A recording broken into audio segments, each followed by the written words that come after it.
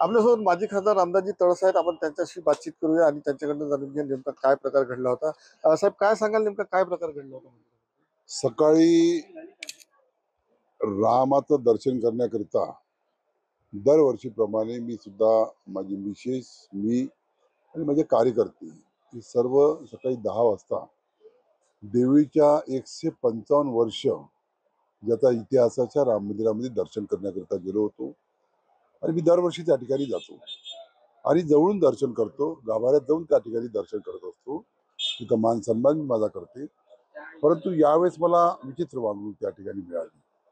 कारण मी गेल्यानंतर त्या ठिकाणी तिथले ट्रस्टी जे होते ते पूजाही करत होते आणि ट्रस्टी बी होते आणि ते वर्षातून एकदा येते फक्त. त्यांनी सांगितलं का बा तुम्ही गाभाऱ्यात येऊ शकत नाही, तुम्ही बाहेरून दर्शन करा.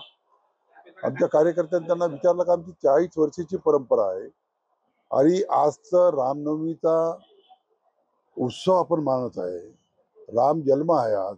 सगळ्याला दर्शनाकरिता देऊळ खुलं ठेवायला पाहिजे, मंदिर खुलं ठेवायला पाहिजे आणि तुम्ही अशी मनाई करणे हे संयुक्तिक नाही आहे.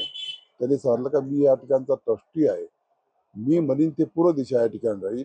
मी या ठिकाणी बोर्ड लावला का कोणी अंदर यायचं नाही. हे त्यांचं वागणूक हे बरोबर नव्हतं. थोडं वादा निर्माण झाला त्या ठिकाणी. परंतु मी सर्वांना समजावलं का आज दिवस रामनवमीचा दिवस आहे. एकीकडे आपले देशाचे प्रधानमंत्री नरेंद्र मोदींनी या देशाच्या रामभक्तांना अयोध्येमध्ये मंदिराची निर्मिती करून दिली आणि एकीकडे मात्र 155 वर्षाचा ज्याला इतिहास आहे त्या देवळीच्या राम मंदिरामध्ये जनतेला अशी मनाई करणं हे संयुक्त नाही आहे. याचा सर्व स्तरावरून निषेध सुद्धा लोकांनी केला, देवीच्या जनतेने निषेध केला आणि त्यांना जाब विचारला की तुम्ही या ठिकाणी ट्रस्टी किती दिवसापासून आहे, केव्हापासून आहे, आम्ही तुम्हाला ओळखत नाही. वर्षातून तुम्ही एकदा येतात इथं वाद निर्माण करता, हे काही बरोबर नाही आहे. आम्ही सर्वांना त्या ठिकाणी समजवलं आणि आम्ही दुसऱ्या कार्यक्रमाला निघून गेलो. नेमकं काय कारण पुढे केलं गेलं यासाठी काय सांगितलं? मला हेच समजत नाही. ते म्हणे तुम्ही आत येऊ नका, तुम्ही आत येऊ शकत नाही, कारण फक्त मी या ठिकाणी आत येऊ शकतो. पण मी थोड्या वेळानं आमच्या आमदाराचा फोन आला. आमदारांनी त्याला जाब विचारला का तुमचा जो दुसरा ट्रस्टी आहे तो पट्टा घालून अंदर जाऊ शकते आणि एक लोकप्रतिनिधी अंदर येऊ शकत नाही, हे कोणतं संयुक्त आहे?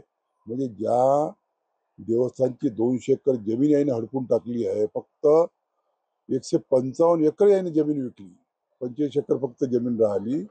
असा भ्रष्टाचार या ठिकाणी आमदारांनी त्यावेळेस सांगितलं का तुमचं ऑडिट मी या ठिकाणी लावतो, तुमचा भ्रष्टाचार आता चव्हाट्यावर काढतो, तुमची वागणूक बरोबर नाही, जनतेला तुम्ही जनतेला वागणूक बरोबर देत नाही आणि तुम्ही वातावरण निर्मिती हे झगड्याचं वातावरण या ठिकाणी निर्मिती करतात. आमचं हे गाव सर्व समाजाला सोबत घेऊन चालणारं, ज्या ठिकाणी मी 40 वर्षापासून राजकारण करतो, त्या 40 वर्षाच्या कार्यकालामध्ये असा दिवस मी कधी पाहिला नाही. पुढची भूमिका काय राहील तुमची? काही कारवाईची मागणी? नाही, आम्ही त्याचा आमचे कार्यकर्ते जाब विचारल का तुम्ही अशी का वागणूक दिली. तुम्ही आज माजी खासदाराला नाही तर देवीच्या जनतेला अशी वागणूक दिली तर तुम्ही दुरून दर्शन घ्या, हे तुमचं संयुक्त नाही. तिचा जाब मात्र आमचे कार्यकर्ते जरूर विचारल. महेश उज्जवार, TV9 मराठी, देवळी, वर्धा.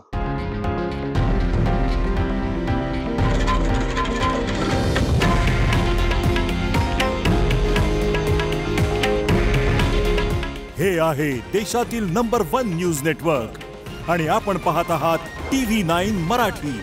काळजी तुमची, हित महाराष्ट्राचं.